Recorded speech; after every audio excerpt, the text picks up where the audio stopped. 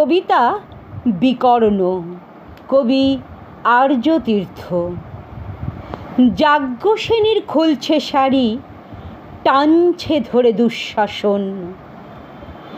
দায়ী ছিল যার গর্জে ওঠার, নিচু মাথায় সে পাঁচজন। দুর্যোধনের নগ্ন উরু, ইঙ্গিতে তার ধর্ষকাম। হস্তিনাপুর দেখছে বসে, ধ্বস্ত হতে তার সুনাম।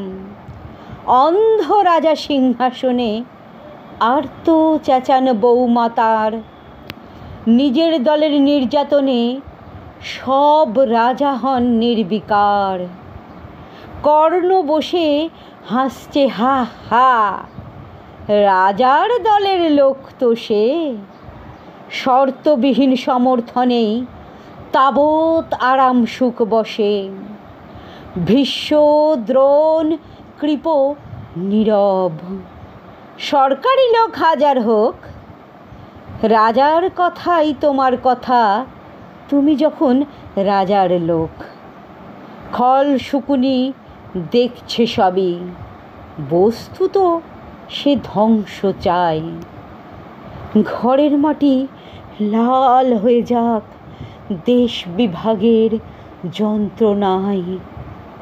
সুশীল সভায় ঘটছে যখন রাজ অপরাধ জঘন্য, ঠিক তখনই তার বিরোধে চেঁচিয়ে ওঠেন বিকর্ণ। বিকর্ণ নন কেউ কেটা লোক, 100 ভাইয়ের একজনা। তেমন করে এর আগে কেউ তার কথাটাই জানত না।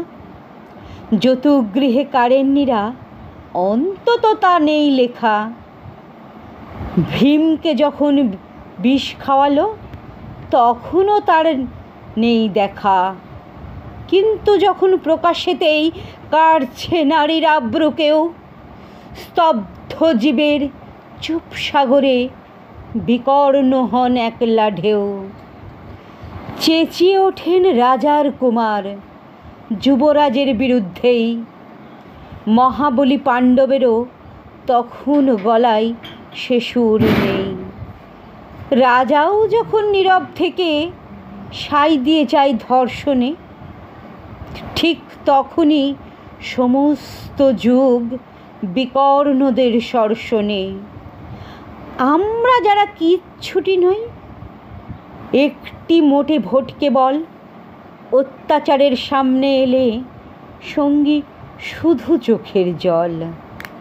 পোষ্যভাবে যাবনা চেবাই অন্ধ এবং নিকর্ণ। প্রার্থনা থাক আমরা যেন একবার হই বিকর্ণ। মরার আগে হতেই হবে রাজার সভায় বিকর্ণ। মরার আগে হতেই হবে রাজার সভায় বিকর্ণ।